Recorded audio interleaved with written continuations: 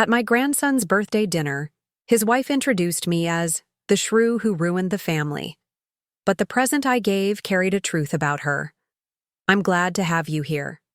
Follow my story until the end and comment the city you're watching from, so I can see how far my story has reached. I smoothed the wrinkles from my beige dress as I stood on the porch, clutching the carefully wrapped gift in my arms.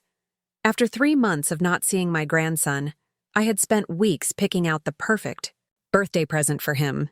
I took a deep breath before ringing the doorbell, my heart fluttering with both excitement and apprehension. The door swung open, and there stood Francine, my daughter-in-law, her smile tight and her eyes cold as always. "Olivia, you're early," she said, the words hanging in the air like an accusation. I glanced at my watch. "Only 15 minutes. I thought I could help with anything you might need." She stepped aside reluctantly, letting me into the home that once felt welcoming but now seemed foreign. The house was filled with elaborate decorations, balloons, streamers, and a professionally made banner that read, "Happy 18th birthday, Jeremy." The display of wealth was intentional, I knew, a reminder that they didn't need what little I could offer. "Richard is in the backyard setting up the grill," Francine said, not bothering to look at me as she arranged appetizers on an expensive-looking platter. I nodded, placing my gift on the designated table already overflowing with large, extravagantly wrapped packages. My simple gift, wrapped in newspaper comics that Jeremy had loved as a child, looked out of place among the glossy wrapping paper and designer bags. "Is there anything I can do to help?" I asked, hovering uncertainly in my own. "Son's kitchen." "Everything's under control," Francine replied curtly. I retreated to the living room, sitting on the edge of the couch, feeling like a stranger. When did my son's home become a place where I felt unwelcome? The answer was clear: when Francine decided I was a threat. An hour later, the house was buzzing with guests, family members, Jeremy's friends, and neighbors I didn't recognize. I stood in the corner, nursing a glass of water, watching as people greeted each other warmly, bypassing me with awkward smiles or avoiding eye contact altogether. Then I saw him, Jeremy, my grandson, taller than the last time I'd seen him, his face maturing into that of a young man. My heart swelled. Despite everything, despite the distance Francine had created between us, I loved that boy with all my heart.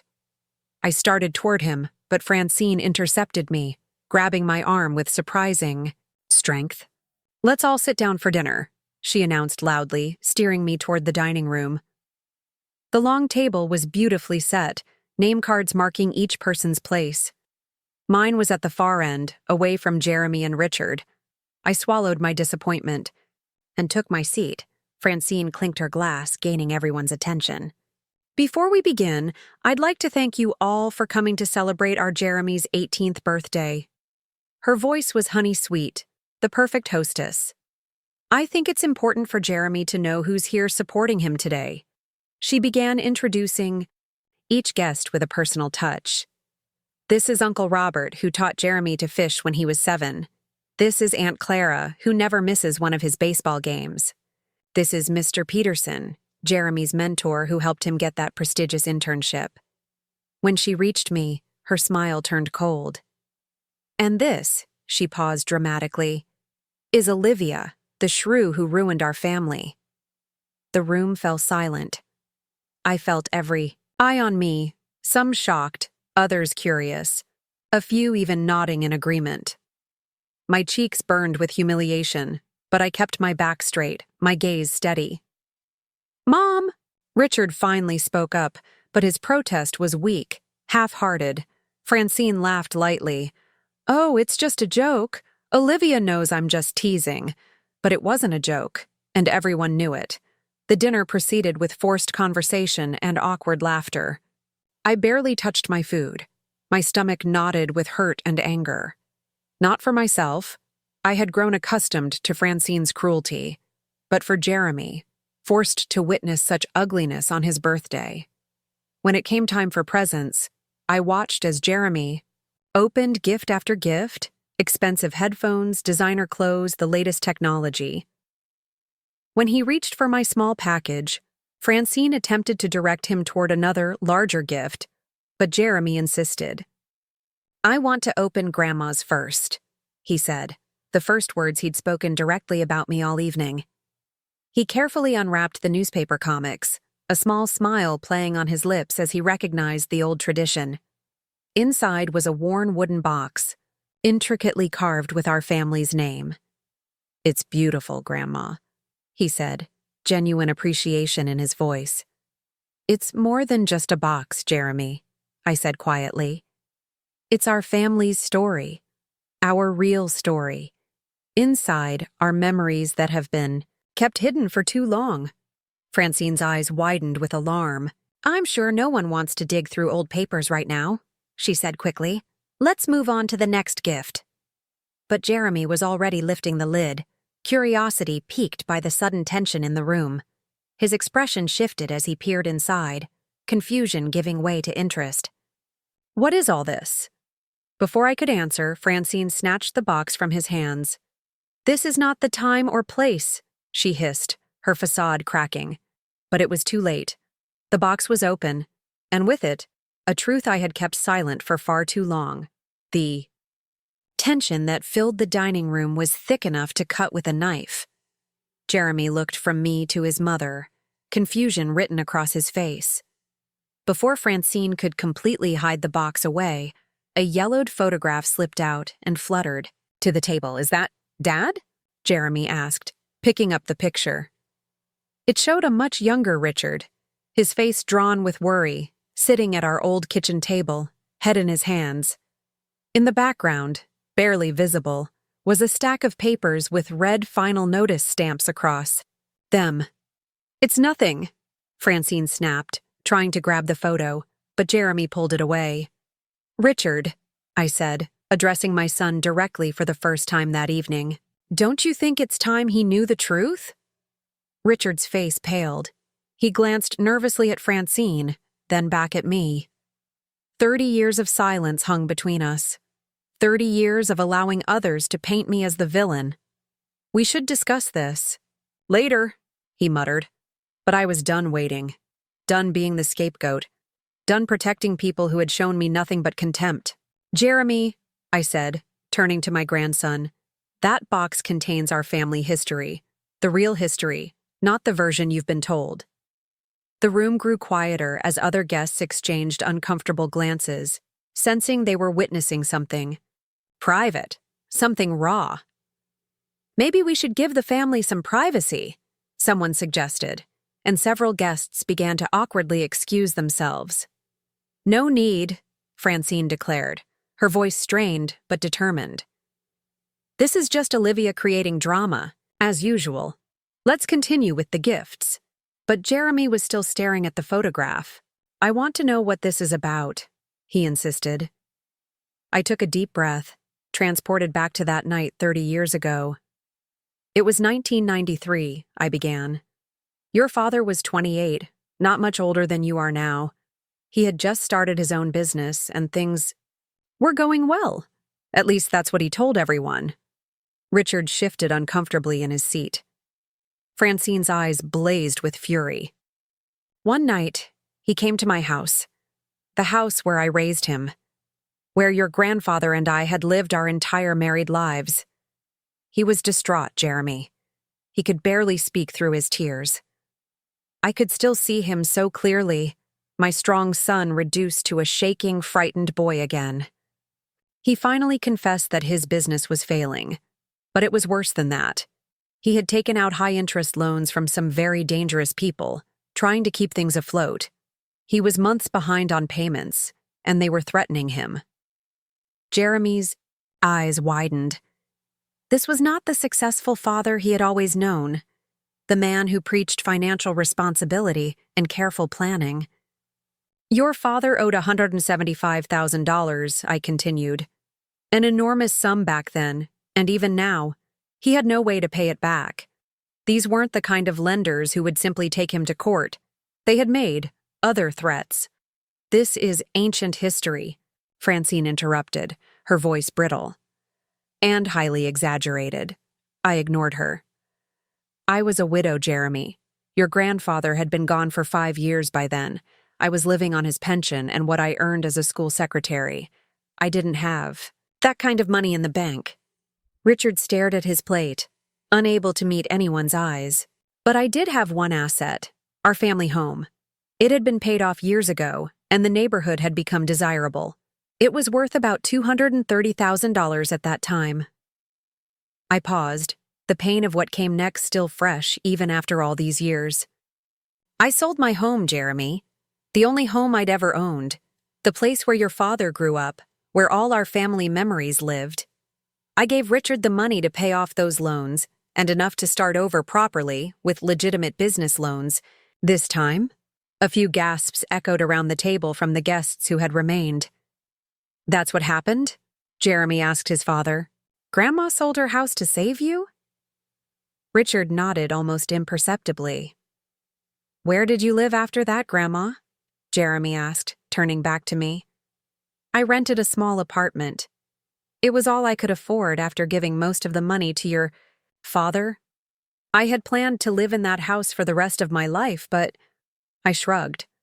Family comes first. And did Dad pay you back when his business took off?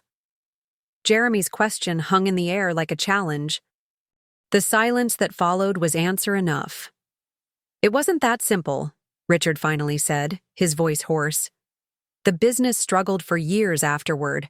By the time things turned around, we had the expenses of raising you, the mortgage on this house. But you told me you built your business from nothing, Jeremy said, confusion and disappointment clouding his features. You always said Grandma never supported your dreams, that she tried to hold you back. Because that's what he started, telling himself, I said softly. It's easier than living with the guilt of knowing what I sacrificed. Francine stood abruptly, her chair scraping against the hardwood floor. This is exactly why we keep you at a distance, Olivia. You twist everything, make yourself the martyr. The proof is in that box, I replied steadily. The deed to my house. The transfer of funds, the letters I wrote to Richard afterward, asking only for small repayments when I struggled to make rent, letters that went unanswered. You gave Richard that money as a gift, Francine insisted. And then you held it over. His head for years trying to control him, control us. Is that what he told you? I asked, genuinely curious. She didn't have to tell me anything. Richard finally spoke up, his voice tight with suppressed emotion. I was there, Mom. You never let me forget what you did. Every holiday, every birthday, you'd find some way to remind me of your sacrifice. I sat back, stunned. Was that how he remembered it? Had his guilt twisted his memories so thoroughly? Richard, I said, my voice barely above a whisper. I never once asked for the full amount back. Not once. I only came to you 3 times in 30 years when I was truly desperate. I lost my home for you, and in return, you shut me out of your life. Jeremy was looking through the box now, pulling out old documents, letters, photographs, evidence of a family history he'd never known. There's so much here, he murmured, setting aside the deed to my old house, the loan papers with Richard's signature, bank statements showing the transfer of funds. Then he pulled out something else, a small notebook. My heart stopped. What's this? He asked, opening to the first page. It was my diary from those years, documenting not just the financial transaction, but the emotional toll as well. The loneliness of my small apartment after the spaciousness of my home, the hurt of Richard's growing distance, the gradual realization that I was being painted as the villain in a story where I had been the savior. And now, as Jeremy began to read a passage aloud, the truth I had carried alone for 3 decades was finally being heard.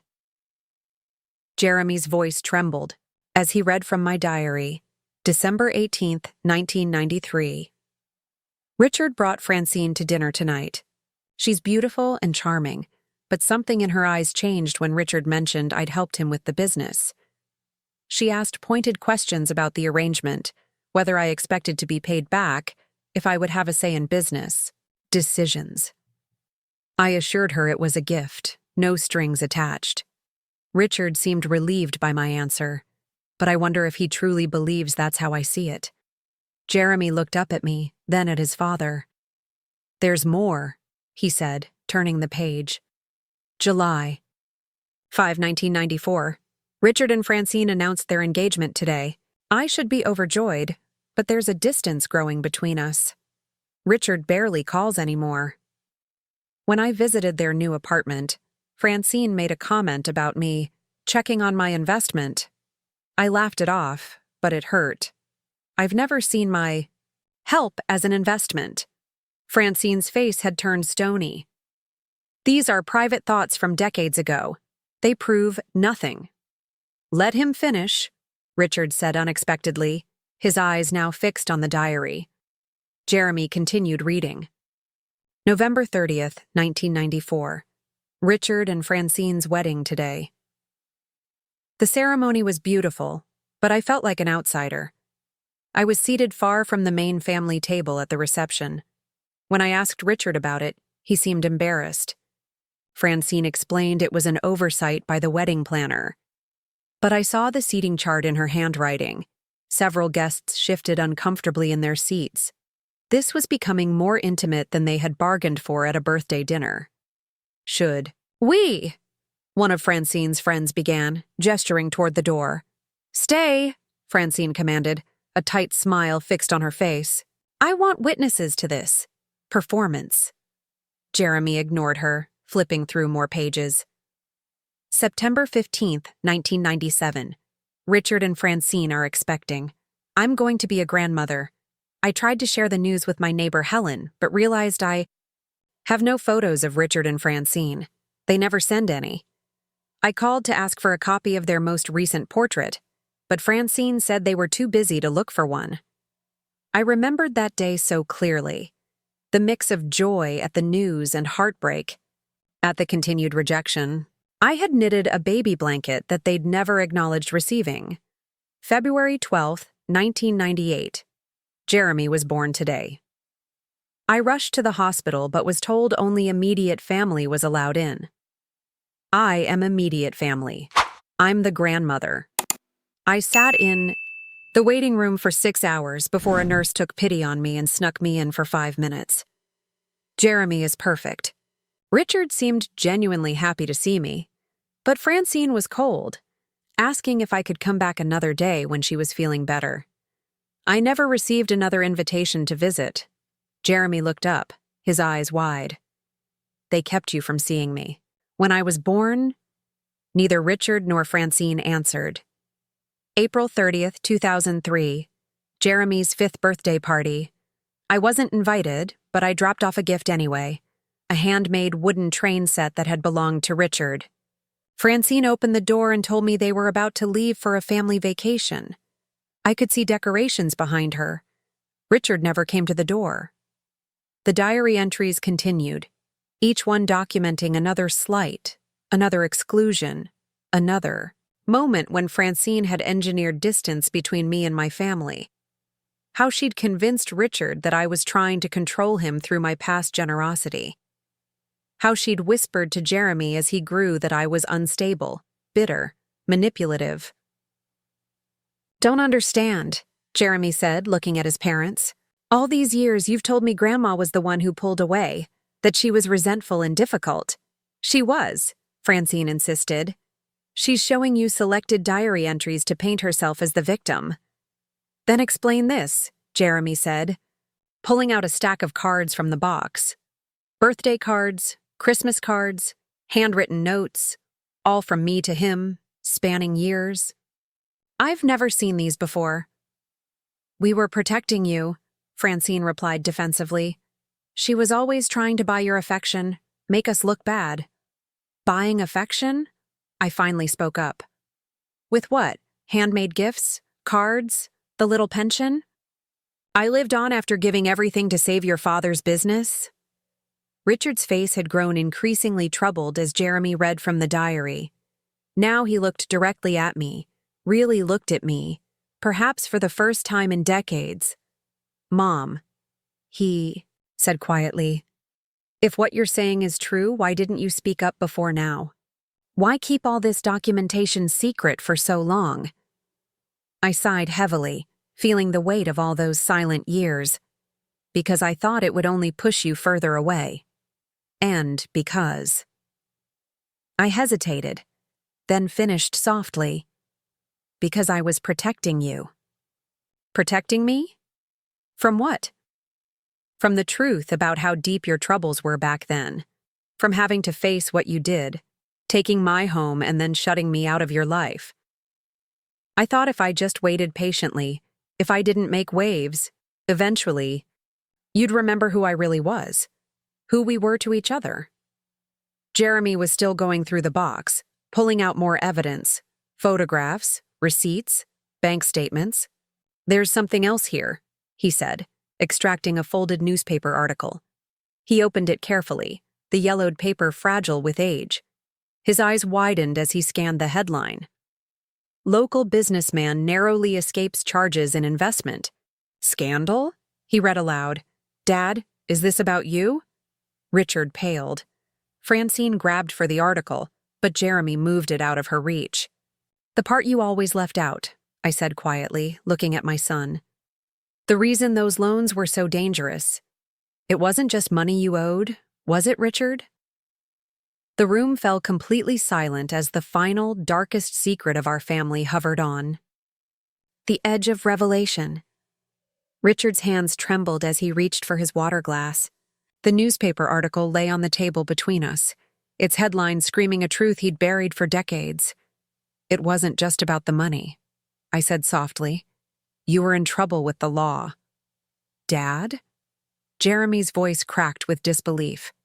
Richard closed his eyes briefly, then opened them, resignation written across his face.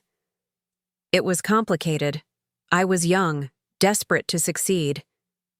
You made promises to investors that you couldn't keep," I finished for him. "You diverted funds. You were facing serious charges, Richard." "I never intended to defraud anyone," Richard protested weakly. "The market turned. Investments went bad. I was just trying to keep things afloat until they improved." "The investigators didn't see it that way," I reminded him. "They were building a case against you." Jeremy scanned the article, his expression growing increasingly troubled. "It says charges were abruptly dropped due to lack of sufficient evidence and administrative issues with the case." He looked up sharply. "What really happened?" The silence stretched between us like a chasm. Francine's face had lost its hostility, replaced by something closer to fear. "Tell him," I urged Richard. "Tell him why those charges disappeared." Richard swallowed hard. "Mom used her connections." "Connections?" Jeremy repeated, confused. "My brother, your great-uncle William," I explained. "He was a judge, not in the jurisdiction handling Richard's case, but he knew people. I begged him to help, to find a way to make it go away."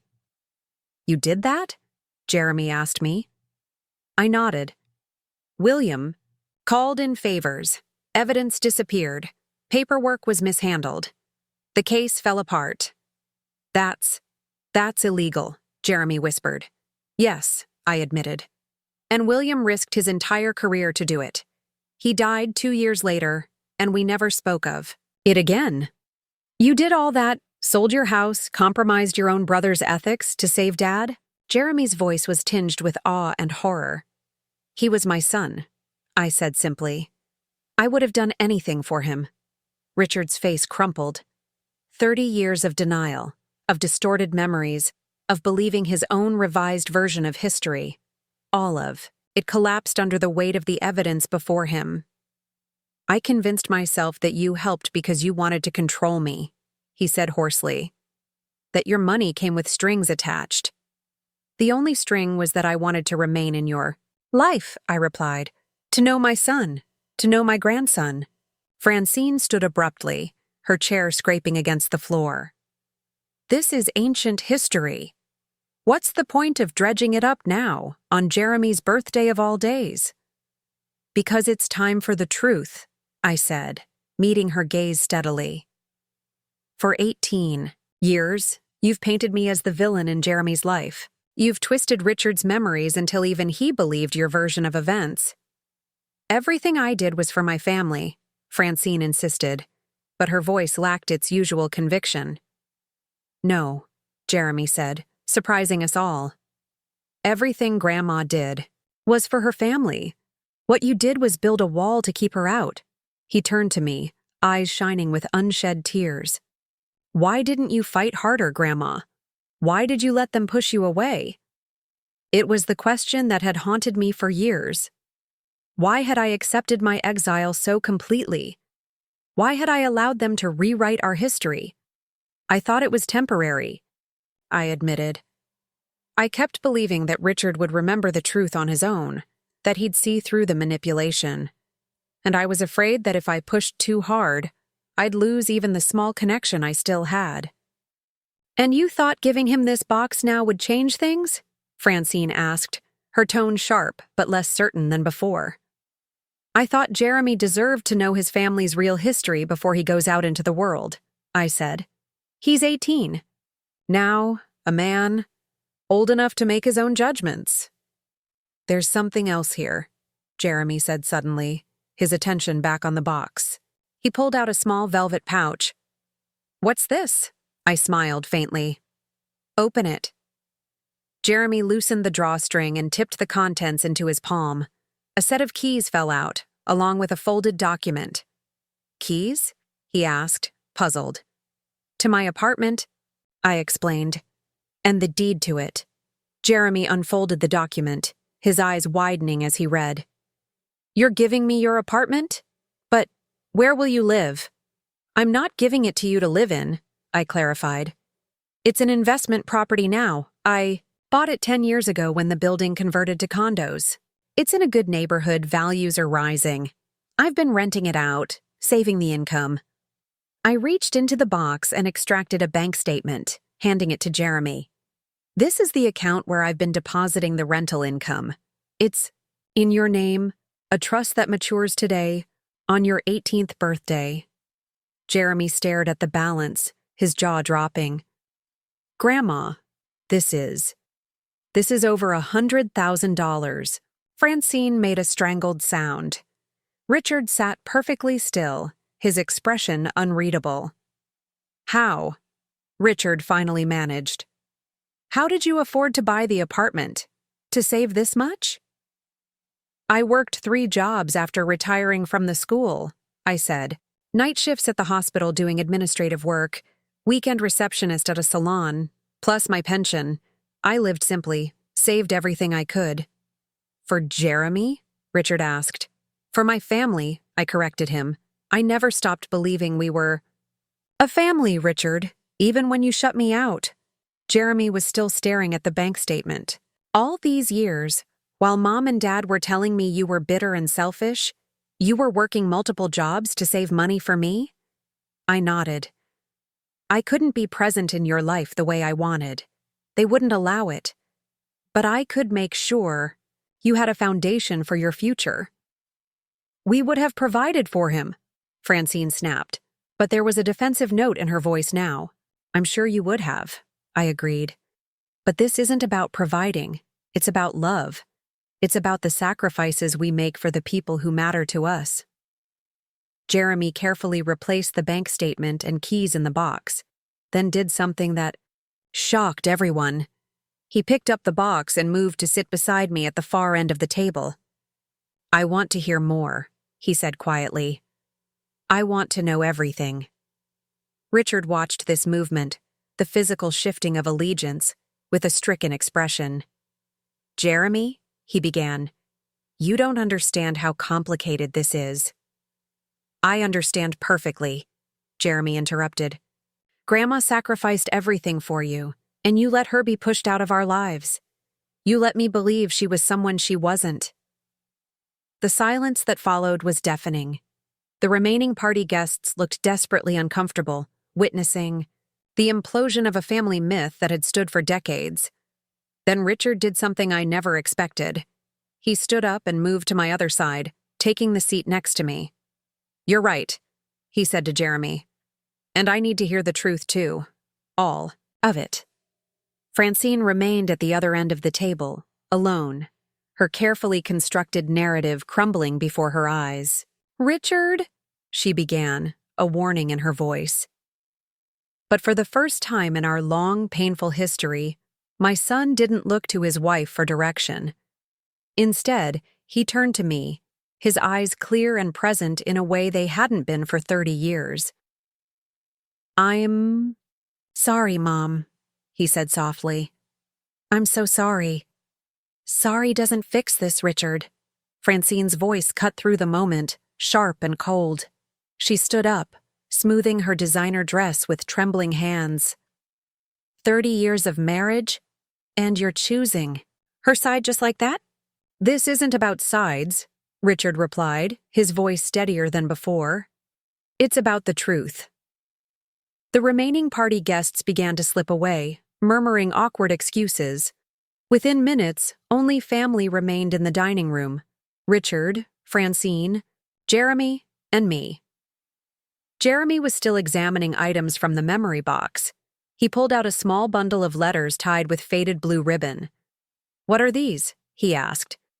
"Letters I wrote to you," I explained. "Birthday cards, holiday greetings, notes about things I thought you'd find interesting. Things I sent that I suspect you never received." Jeremy untied the ribbon and opened one. "Dear Jeremy," he read aloud. "Happy 10th birthday. I saw a model rocket launch at the park yesterday and thought of how much you'd enjoy it. Remember when we built that small rocket when you were 6? Your eyes lit up when it soared into the sky." He looked up, confused. "We built a rocket together? I don't remember that." "It was the last time your mother allowed me to spend a day alone with you," I said quietly. "After that, there were always excuses why it wasn't convenient for me to see you." Francine paced the room, her composure cracking. "This is ridiculous. You're making it sound like I orchestrated some grand conspiracy. You were clingy, judgmental, always finding subtle ways to criticize how we were raising Jeremy." "Was I?" I asked, genuinely curious. "Tell me one specific example." Francine faltered, her mouth opening and closing. You were always bringing up how Richard was raised, implying we weren't doing things right." "That's not true," Richard said suddenly. "Mom rarely gave parenting advice, even when I asked for it. I remember being surprised by how hands-off she was." He looked at me with dawning realization. "You were afraid of overstepping, weren't you?" I nodded. After the first few times Francine accused me of interfering, I became very careful. I didn't want to give any reason for further distance. Jeremy had found a small photo album in the box. "These are pictures of me," he said, flipping through pages. "But I've never seen most of them." "Your school sent them to me," I explained. "I called every year and asked them to mail me copies of your school photos, your sports team pictures. It was the only way I could watch you grow up." "That's stalking," Francine snapped. "You went behind our backs." "It's public information," I replied calmly. "Any grandparent can request it." I didn't interfere. I just wanted to see my grandson's face. Jeremy continued looking through the album, his expression softening. "You came to my baseball games?" "Everyone I knew about," I confirmed. "I sat in the far corner of the bleachers. I didn't approach you afterward. I just wanted to see you play." "You were there?" Richard asked, stunned. "All those years?" "Of course I was there. He's my grandson." Richard's face crumpled. "I never saw you." "You weren't looking for me," I said gently. Francine slammed her hand on the table. "Enough of this pity party. Richard, are you seriously falling for this manipulation? She's trying to turn you against me, against the life we've built." "Our life was built on a lie," Richard replied, his voice firm. A lie you helped me believe. What lie? Francine demanded. That your mother expected gratitude and control in exchange for her help? That wasn't a lie. It was obvious. No, I interjected quietly. The lie was that I ever asked for anything in return. The lie was that I was trying to control Richard. The truth is that I let him go, even when it broke my heart. Because I thought that's what he wanted. Jeremy stood up, the box clutched in his arms. I need some air, he said abruptly, and walked out to the backyard. After a moment's hesitation, Richard followed him, leaving me alone with Francine. The silence between us stretched taut and dangerous. Francine glared at me, her perfect makeup unable to hide the fury beneath. Congratulations, she finally said, her voice dripping with venom. You finally got what you wanted. You've turned them against me. That was never my intention, I replied. I only wanted the truth to be known. The truth, she scoffed. Your version of it. No, Francine. The documented truth. The provable truth. I gestured toward the doorway where Richard and Jeremy had disappeared. They're not stupid. They can see the evidence for themselves. She crossed her arms, a defensive posture I'd seen so many times before. Why now? After all these years, why did you decide to do this now? I considered her question carefully. Because I'm getting older. Because secrets and lies are heavy burdens to carry. And because Jeremy deserves to know his family's true history before he makes his own way in the world. You've destroyed everything, she whispered. But there was something different in her voice now. Not just anger, but fear. I haven't destroyed anything that was real, I replied. Through the window, I could see Richard and Jeremy in the backyard, heads bent close in intense conversation. 30 years of carefully constructed narrative were unraveling, and Francine knew it. He'll never forgive you for this, I said softly. Not because you kept me away. He was complicit in that. But because you made him complicit in erasing the mother who sacrificed everything for him. Francine's carefully maintained facade finally cracked. Tears spilled down her cheeks, smearing her perfect makeup. You don't understand, she said, her voice breaking. I was protecting him. From what? From the shame. From knowing what he'd done, taking your home, the legal trouble, all of it. I saw how it was eating him alive. The guilt. I helped him rewrite the story so he could live with himself. For the first time, I glimpsed something like genuine emotion from her. A desperate, misguided love for my son. And for that, you had to make me the villain? I asked. She wiped her tears, leaving streaks of mascara across her cheeks. It was easier that way. Cleaner. For whom? She had no answer to that. Through the window, I saw Richard embrace Jeremy, both of them wiping tears from their faces. Then they turned toward the house, their expressions set with resolve. The door opened, and they walked back in. The confrontation I had avoided for 30 years was finally, inevitably, here. Richard and Jeremy stood in the doorway, their faces showing the aftermath of tears, but also a new determination. The dining room felt charged with the weight of 3 decades of silence finally broken. I've been an idiot, Richard said simply, looking directly at me. A coward. Richard, don't, Francine began, but he silenced her with a look. No more, Francine. No more excuses. No more lies. He turned back to me. Mom, I don't even know where to begin. I reached for his hand across the table. You just did. Jeremy pulled up a chair between us. Dad told me everything. How after you helped him, he couldn't face what he'd done. Taking your home, letting you struggle while he built his business. How it was easier to believe you were controlling than to acknowledge he'd abandoned you. Richard nodded, his expression pained. And Francine. She didn't create the distance between us, Mom. She encouraged it, yes, but the weakness was in me. I wanted to believe her version because it absolved me of guilt. Francine remained standing, arms wrapped around herself as if for protection. You're making it sound calculated. I was trying to protect our family. By erasing mine? I asked softly. The question hung in the air, unanswerable. Jeremy reached into the box and pulled out a small, worn teddy bear. What's this? A smile touched my lips. Your father's. He called him Mr. Beans because of the dried beans inside that made a soft rattling sound. Richard wouldn't sleep without him until he was nearly 10.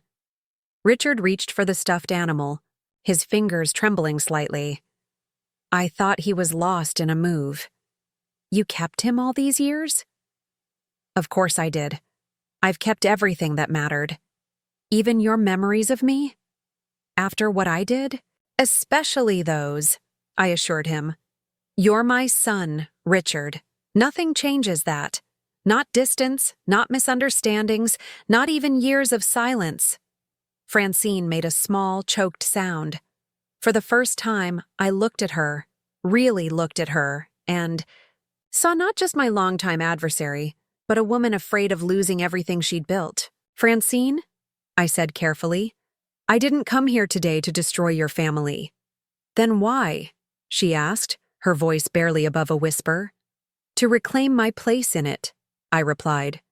Not to take yours. Richard stood up, moving to his wife's side. This doesn't have to be a competition, Francine. My mother isn't a threat to you. She never was. You don't understand, Francine said, her composure cracking. If she's right, if I've been wrong all these years, what does that make me? Human, I suggested. Flawed, like all of us. Jeremy had been quiet, absorbing everything. Now he spoke, his voice steady beyond his years. I want to know my grandmother. Really know her, not the version I've been told about. Of course, Richard agreed immediately, then, cautiously, to Francine. That's reasonable, isn't it?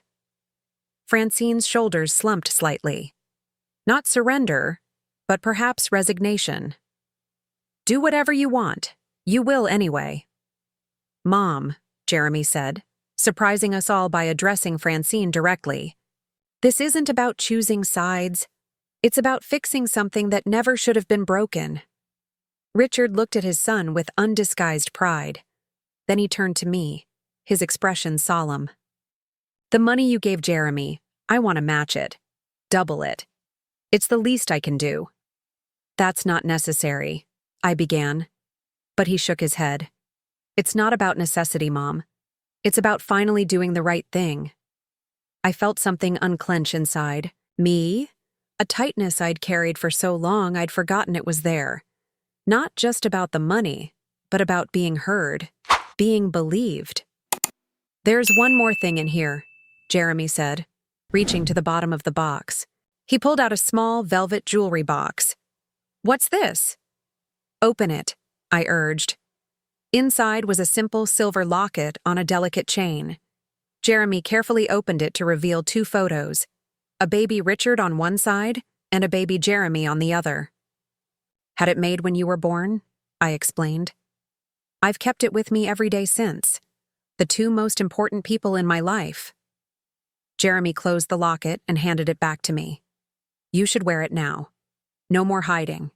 With trembling fingers, I fastened the chain around my neck, feeling the weight of the locket settle against my heart.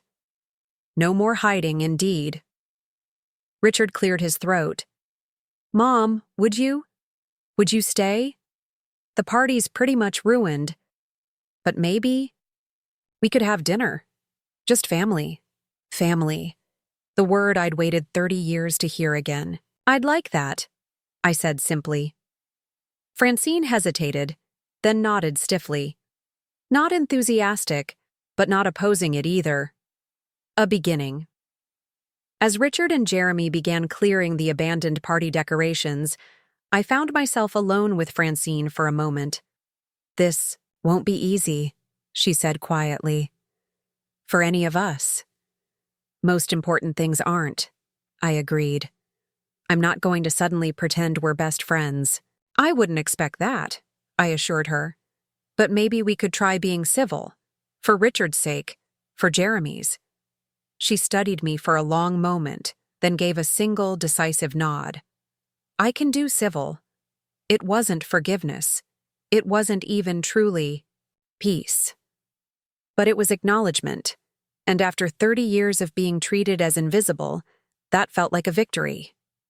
Later that evening, as we sat around the dining table eating reheated birthday dinner, I watched Richard laugh at something Jeremy said, a real laugh, unguarded and genuine. Jeremy was animated, asking me questions about his father as a child, about my life, about the years we'd missed. Even Francine contributed occasionally, her responses terse but not hostile. It wasn't perfect. There were awkward silences, moments of tension when old habits threatened to resurface. Healing would take time, perhaps years. But as I sat there, the silver locket warm against my skin, I felt something I hadn't experienced in decades: belonging. The truth had finally been spoken, the silence broken. The careful fiction Francine had constructed had crumbled, but in its place, something authentic was beginning to grow. I had come to this house expecting to be treated as an outsider once again. Instead, I was reclaiming my rightful place, not as an intruder, but as the mother and grandmother I had always been. "More wine, Mom?" Richard asked, holding up the bottle. Mom, not Olivia, not Jeremy's grandmother. Mom. I smiled and held out my glass. Yes, please. Freedom, I realized, wasn't about escaping the past. It was about bringing it into the light, where its power to harm could finally fade. The memory box had served its purpose. Now it was time to make new memories, together.